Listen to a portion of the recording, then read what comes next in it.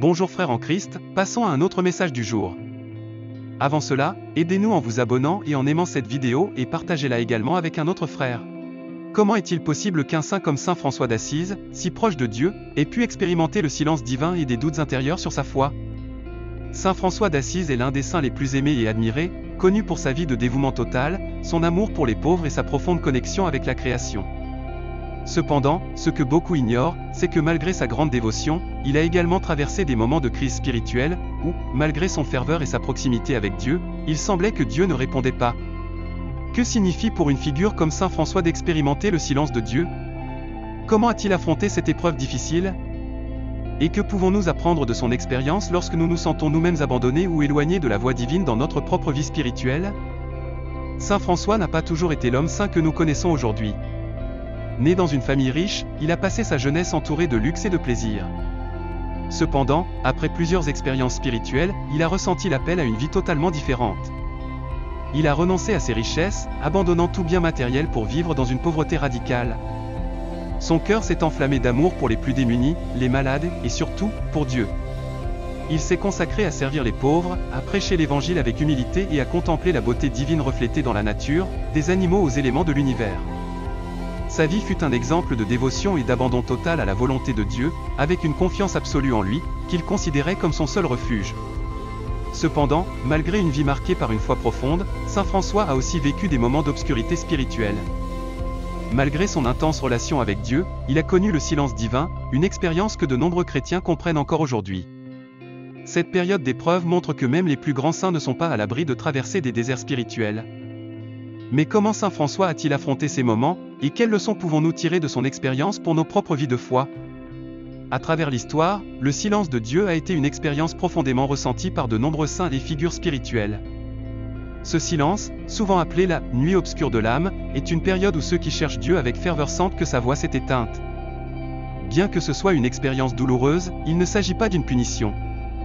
En réalité, c'est une épreuve que Dieu permet pour nous conduire à un niveau de foi plus profond et à une croissance spirituelle plus solide. Au cœur de cette obscurité, l'âme ressent un vide, comme si Dieu était distant, malgré les efforts pour mener une vie de sainteté. Cependant, ce silence n'est pas un signe d'abandon, mais une occasion de développer une relation plus intime avec Dieu, où la foi est purifiée et l'âme transformée. Le psaume 22 exprime clairement cette angoisse lorsque le psalmiste s'écrie « Mon Dieu, je crie le jour, et tu ne réponds pas, et la nuit, et je ne trouve pas de repos » psaume 22h2. Même Jésus, sur la croix, a repris ce psaume, montrant que même le Fils de Dieu a ressenti la douleur de ce qui semblait être le silence du Père. Mais ce silence ne signifiait pas une absence, plutôt une opportunité pour une foi plus profonde et un abandon total. De la même manière que de nombreux autres saints, saint François d'Assise a lui aussi traversé sa propre « nuit obscure », où il semblait que Dieu s'était caché. Cette période dans sa vie n'a pas représenté un recul, mais un pas essentiel sur son chemin vers la sainteté. Au début de sa mission en tant que leader spirituel, lorsqu'il a fondé l'ordre franciscain,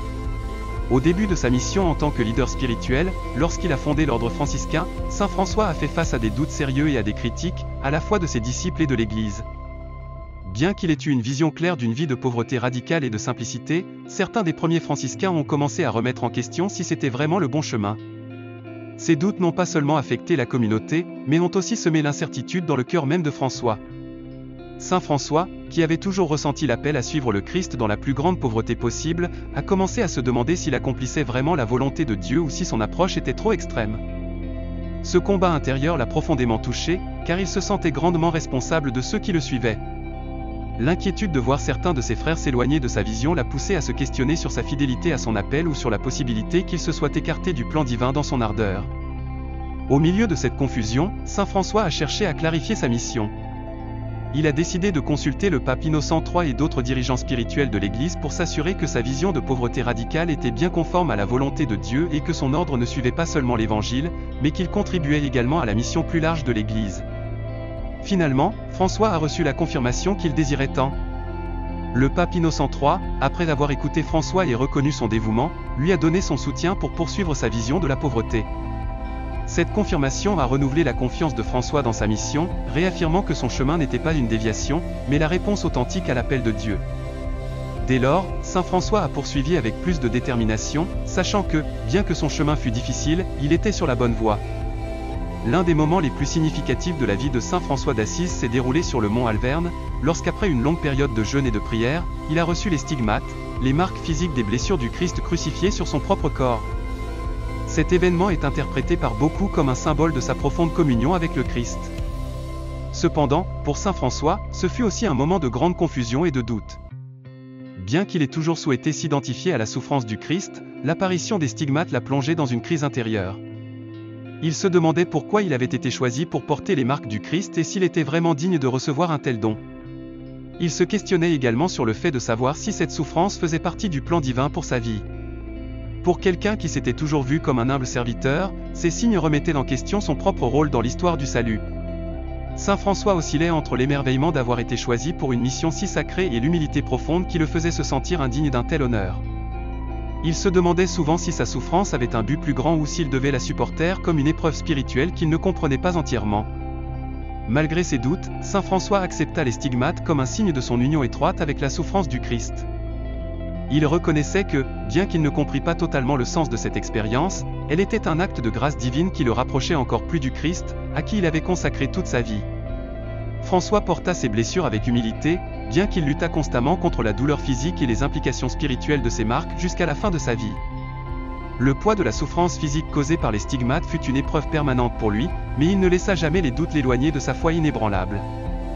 Sa réponse fut toujours une soumission totale à la volonté de Dieu, acceptant que, même s'il ne comprenait pas tous les mystères du plan divin, il était appelé à marcher avec une confiance totale.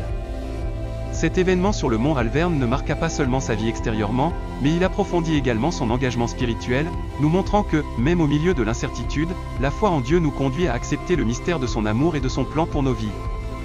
Dans les dernières années de sa vie, saint François d'Assise ressentit un profond sentiment d'abandon. Il ne souffrait pas seulement de la douleur physique causée par les stigmates et d'autres problèmes de santé, mais il faisait également face à une douleur plus profonde, celle de se sentir trahi par certains de ses propres frères au sein de l'ordre franciscain. Beaucoup commencèrent à s'éloigner de sa vision originelle de pauvreté et de simplicité, cherchant une vie plus confortable ou une adaptation plus institutionnelle de l'ordre. Cet éloignement des principes fondateurs fut un coup dévastateur pour François, qui avait toujours défendu une vie de dévouement radical et de détachement des biens matériels. Pendant cette période, François se sentit trahi et vécut une profonde tristesse en voyant certains de ses frères s'éloigner de ses idéaux. Il s'éloignait des idéaux pour lesquels il avait consacré sa vie. Il commença à se demander si sa mission n'avait pas été vaine, si peut-être il avait échoué dans sa vocation en tant que fondateur de l'ordre. Ce sentiment de doute le conduisit à une crise spirituelle, où tout ce pourquoi il s'était battu semblait s'effondrer. La perte de contrôle sur la direction de l'ordre l'avait plongé dans une profonde désolation. Cependant, au milieu de cette épreuve douloureuse, saint François ne succomba pas au désespoir. Au lieu d'essayer de maintenir le contrôle de l'ordre ou de se laisser emporter par le ressentiment, il décida de remettre l'ordre à Dieu. Il comprit que, bien qu'il ne puisse plus diriger personnellement les franciscains, il avait une pleine confiance dans le fait que Dieu tenait tout entre ses mains. Il accepta que, même si les hommes pouvaient s'égarer, la volonté de Dieu se réaliserait toujours d'une manière ou d'une autre. Avec cette foi profonde et cette confiance en Dieu, saint François trouva la paix intérieure, sachant que son travail n'était pas voué à l'échec, mais qu'il était entre les mains de celui qui gouverne tout. Bien qu'il ne pût plus influencer directement l'orientation de l'ordre, son héritage persista dans la foi et dans l'abandon total à la volonté divine. Cet acte de confiance totale en Dieu dans ces dernières années fut le reflet ultime de son humilité et de son dévouement. Saint François nous enseigna que, même lorsque nous nous sentons abandonnés ou incompris, nous pouvons toujours avoir confiance que Dieu guidera nos pas et nos actions selon son plan parfait. Dans les dernières années de sa vie, marquées par la souffrance physique et l'épuisement, saint François connut un profond sentiment de vide spirituel. Malgré une vie de prière intense et de dévouement envers les pauvres, il commença à sentir que Dieu était loin, que sa voix s'était tue. Il se retrouva plongé dans une solitude spirituelle, se demandant s'il accomplissait encore la volonté de Dieu. Ses doutes intérieurs et la tristesse qui l'envahissaient constituaient une épreuve douloureuse pour quelqu'un qui avait vécu si près du divin. Cependant, au lieu de s'éloigner de sa foi ou d'abandonner face à cette épreuve, saint François accueillit ce silence comme une part intégrale de son chemin spirituel. Il reconnut que ce vide n'était pas une punition, mais une épreuve de son engagement envers Dieu. Malgré ses luttes intérieures, il ne renonça ni à la prière ni au service des autres. L'humilité qu'il avait toujours caractérisée fut essentielle durant cette période. Saint François accepta le silence comme une occasion de persévérer et de montrer sa dépendance totale à la grâce divine, même quand il ne pouvait sentir la présence de Dieu. Pour surmonter ce vide, il se réfugia encore plus dans la prière, dans le service aux autres et dans une confiance absolue dans la volonté divine. Sa réponse fut une leçon d'humilité et de fidélité. Au lieu de chercher du réconfort dans des réussites extérieures ou des signes visibles, saint François est resté ferme dans sa foi et a embrassé la croix symbolisant le silence de Dieu dans sa vie. Sa persévérance dans la prière et dans sa mission d'amour et de service l'a aidé à surmonter cette épreuve, en croyant qu'en dépit du silence, Dieu travaillait au plus profond de son être. Saint François nous montre que les moments de solitude spirituelle font partie du chemin vers une foi mûre, et que par l'humilité et la persévérance, nous pouvons surmonter ces défis et approfondir notre relation avec Dieu. Chers frères et sœurs, le message d'aujourd'hui est profond, le vide spirituel que saint François d'Assise a traversé n'est pas réservé aux saints. Cette épreuve peut également se manifester dans la vie des chrétiens contemporains.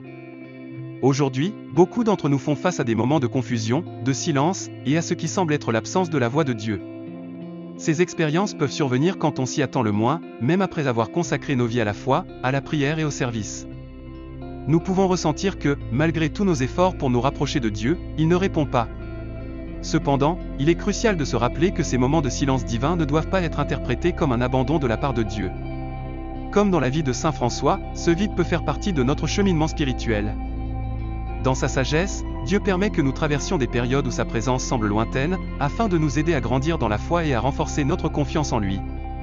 Ces périodes nous invitent à aller au-delà des sentiments immédiats ou des réponses rapides, et à rester fidèles, sachant que Dieu œuvre toujours, même si nous ne le percevons pas.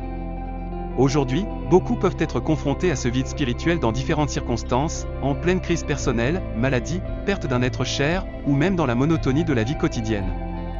Peut-être as-tu prié, cherché des réponses, et tu as l'impression que Dieu ne répond pas. Ce silence peut être déconcertant, mais ce n'est pas un signe d'abandon. Au contraire, c'est une épreuve de foi, une période où Dieu travaille au plus profond de ton être pour te préparer à une maturité spirituelle plus grande. Tout comme saint François, qui n'a pas renoncé à sa mission ni à sa foi au milieu du silence, nous devons aussi persévérer. Ces épreuves nous purifient, nous poussent à faire confiance à Dieu de manière plus profonde, et nous préparent à recevoir de plus grandes bénédictions et à gagner en clarté spirituelle. Dieu est toujours présent, même dans les moments les plus sombres, et à travers ce vide, il nous appelle à grandir dans la foi. Peut-être que tu te trouves aujourd'hui dans cette vallée de silence, te demandant où est Dieu dans ta vie. Souviens-toi, le silence n'est pas la fin de l'histoire. Tout comme ce fut le cas pour saint François, ce moment peut être celui où ta foi sera fortifiée, ton âme purifiée, et où Dieu te préparera pour une rencontre plus profonde avec lui. À l'exemple de saint François d'Assise, nous pouvons apprendre à accepter le silence de Dieu comme une étape de purification spirituelle. Ces moments ne sont pas des raisons de désespoir, mais des opportunités pour rester fidèles dans la foi. Bien que Dieu puisse sembler absent, il est toujours là, travaillant en nous et nous conduisant vers une relation plus profonde avec lui. Le silence peut être une épreuve, mais c'est aussi un temps pour grandir et faire encore plus confiance au plan divin. Comme le rappelle Romains 8h28, nous savons que tout concourt au bien de ceux qui aiment Dieu, de ceux qui sont appelés selon son dessein. Même lorsque nous ne comprenons pas le silence, nous pouvons être certains que Dieu utilise chaque circonstance pour notre bien et pour accomplir son dessein éternel. Aujourd'hui, je t'invite à réfléchir à tes propres expériences de silence spirituel. As-tu ressenti que Dieu ne te répondait pas? Comment pourrais-tu grandir dans ta foi en ces moments? Laisse ces temps d'épreuve t'amener plus près de Dieu et t'aider à renforcer ta confiance en lui. Si tu as traversé des moments de vide spirituel, j'aimerais entendre ton histoire. Partage dans les commentaires tes expériences et comment tu as surmonté ces moments. N'oublie pas de t'abonner pour continuer à explorer des réflexions chrétiennes profondes et grandir dans ta relation avec Dieu. À la fin de cette vidéo, d'autres vidéos de notre chaîne te seront suggérées pour continuer ton parcours avec nous. Merci de nous avoir rejoints aujourd'hui. Que la paix du Christ remplisse ta vie, et souviens-toi, Dieu est toujours présent, même dans le silence. Que Dieu te bénisse et te protège toujours. Amen.